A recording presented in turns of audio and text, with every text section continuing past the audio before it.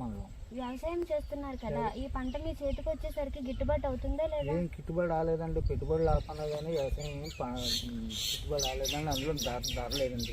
లాభం వస్తుందా నష్టం వస్తుందా? నష్టం వస్తుంది. ఈ పంట గిట్టుబాటు ధర రావట్లేదు. గిట్టుబాటు ధర రావడం లేదమ్మా. మధ్య దళారీలు వాళ్ళంతా ఒక మాట మీద ఉండి కట్టుడే ఉండి 11 గంటల దాకా ఎవరిని కొనవలేదు. ఆ 11 దాటిన తర్వాత మరి ఏమిటంత ఎండ మొహం తిరిగిపోతున్నాం. ఎంతకో అంతకి 100కి 120కి 30 కేజీలు. ఒక కేటు 30 కేజీలు అవుతుంది.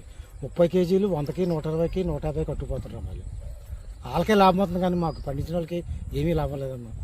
మీరు అప్పుడు రేట్లు ఎంత ఉన్నాయి, ఇప్పుడు రేట్లు ఎంత ఉన్నాయి? అప్పుడు లక్షల్లో ఉన్నది అమ్మేటప్పుడు, ఇప్పుడు కోట్లు. భూమి ఎందుకు అమ్మేసుకున్నారు మరి? భూమి ఉంచుకోవాల్సింది కదా. ఉంచుకొచ్చిందంటే తిన్నంత తిండి లేక భూమిని పండించడానికి ఏమి డబ్బులు లేక ఈ బాధలు పడి అమ్ముకున్నాం. బొబ్బాసి ఎకరం వేసానండి. 1,50,000 రూపాయలు పెట్టుబడి అయిందండి. ఖర్చులు రాక ఇసుకెట్టుకొని కుర్రోళ్ళు మానేశారండి. మళ్ళీ అది ఈ లాస్ రావడం వల్ల మా పిల్లలు కూడా వ్యవసాయం చేయడానికి ముందుకు రాలేదండి. ఉద్యోగం అని ఉద్యోగానికి పోతున్నారు కానీ వ్యవసాయానికి ముందుకు రాలేదండి. అందుగురించి మీరు ఈ గవర్నమెంట్ వారు సహాయం చేయడానికి మీకు ముందుకు రావడానికి కోరుతున్నామండి. నమస్కారం. వ్యవసాయం చేసే ప్రతి రైతు కూడా కష్టాలను, సుఖాలను, సంతోషాన్ని చూస్తాడు. ఇవన్నీ తట్టుకున్నాడే అందరికీ అన్నం పెట్టే దేవుడు అవుతాడు. అదే మన రైతన్న. ఎందుకంటే పండించేవాడే లేకపోతే తిండి దొరక్క ఈ భూప్రపంచమంతా ఆకలితో అల్లమడించిపోతుంది. ఇది వాస్తవం. అందులో కొన్ని ఉదాహరణలు చెప్పుకుందాం. మనకు అన్నం పెట్టే రైతన్న పంట పండినా పండకపోయినా అదే భూమిని వ్యవసాయం చేసి పంట పండించి కష్టాలు నీ సుఖాలని చూస్తాడు. వాళ్ళ కుటుంబాన్ని కూడా పెద్ద దిక్కు అవుతాడు. ఆ భూమిని కాపాడుకుంటాడు. మరొక రైతు గురించి చెప్పుకుందాం. పంటలు పండట్లేదని ఆ కష్టాలని తట్టుకోలేక, ఇంకో విధంగా చెప్పాలంటే కష్టాలు పడలేక ఆ భూమిని అమ్ముకొని అయితే సక్సెస్ అవుతాడు. లేదంటే లాస్ అయి ఏ ఆధారం లేక ఎందుకు పనికిరాని వాడిలా మిగిలిపోతాడు. మరొక రైతు గురించి చెప్పుకుంటే వ్యవసాయం చేయడం కోసం అప్పులు చేస్తే సరైన పంటలు పండకపోయేసరికి పురుగుల మందులు తాగి అప్పులకు భయపడి చనిపోయిన రైతులు ఉంటారు. రైతు అనే వాళ్ళు ఇలా రకరకాలుగా వ్యవసాయం కోసం వాళ్ళ జీవితాన్ని త్యాగం చేస్తారు. అందుకే రైతే రాజు అంటారు. మనందరికీ పట్టెడన్నం పెట్టే రైతు బాగుండాలి అంటే ఎవరు సహాయం చేసినా చేయకపోయినా గవర్నమెంట్ సహాయం చెయ్యాలి. రైతు భరోసా రూపంలో కానీ, విత్తనాల పంపిణీ రూపంలో కానీ, పురుగుల మందుల పంపిణీ రూపంలో కానీ ఆ రైతుని గవర్నమెంట్ ఆదుకోవాలి. అప్పుడే మన రైతుకు ధైర్యంగా మనం భరోసా ఇవ్వగలం. ఆయన వ్యవసాయం చేయగలడు. So please support any government to farmer. రైతు జీవితం గురించి మా పిపిఎన్ ఛానల్ ఒక మంచి స్టోరీ చేయాలని, గవర్నమెంట్ సపోర్ట్ చేయాలని ఈ స్టోరీ చేశాం. సో మాకు మా ఛానల్కి సపోర్ట్ చేయాలని కోరుకుంటూ థ్యాంక్ యూ ఫర్ ఆల్. మన రైతన్నల ఆవేదన ఏంటో ఒకసారి విందాం. నిజంగా రైతే రాజు కదా. మరి ఆ రైతు కష్టం వస్తే? పేరేంటి? చంద్రబాబు అండి. ఏ ఊరు పెద్దాయన మీది?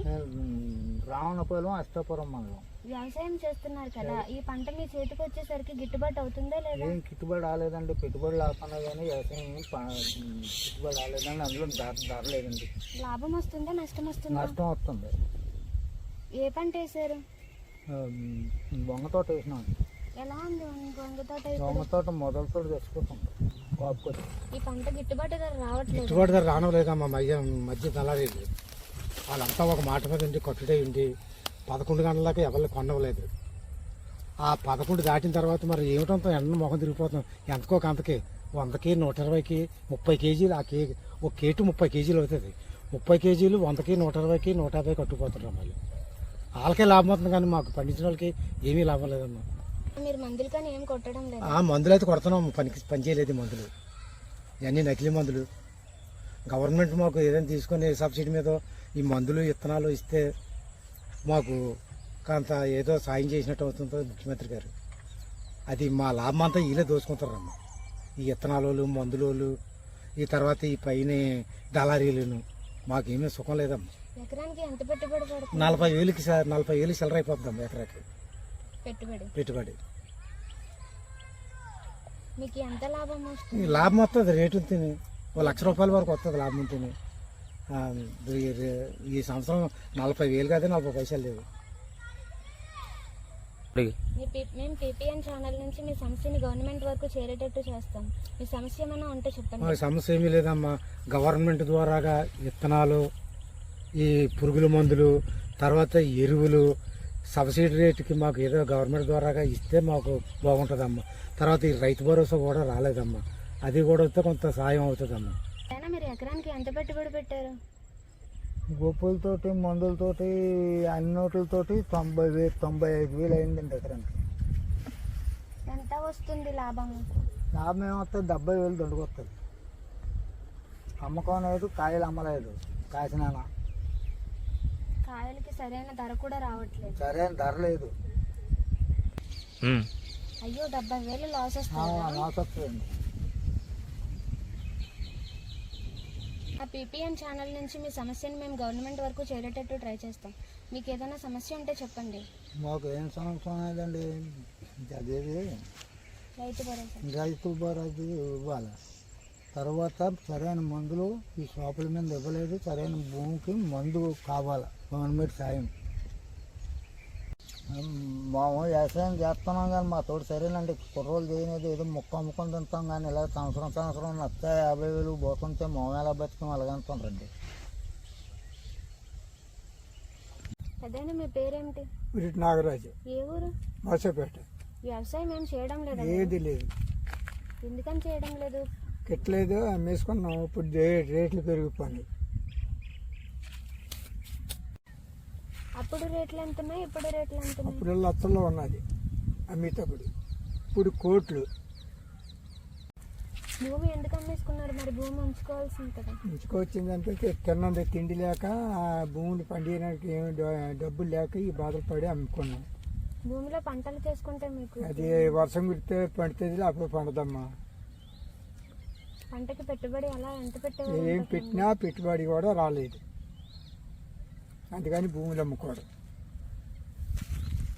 ఇప్పుడు మీ బంధువులు ఎవరైనా వ్యవసాయం చేస్తున్నారు? ఏం చేస్తారండి? చేయని వాళ్ళు చేస్తారు, అమ్మేసుకునే వాళ్ళు అమ్మేసుకుంటున్నారు.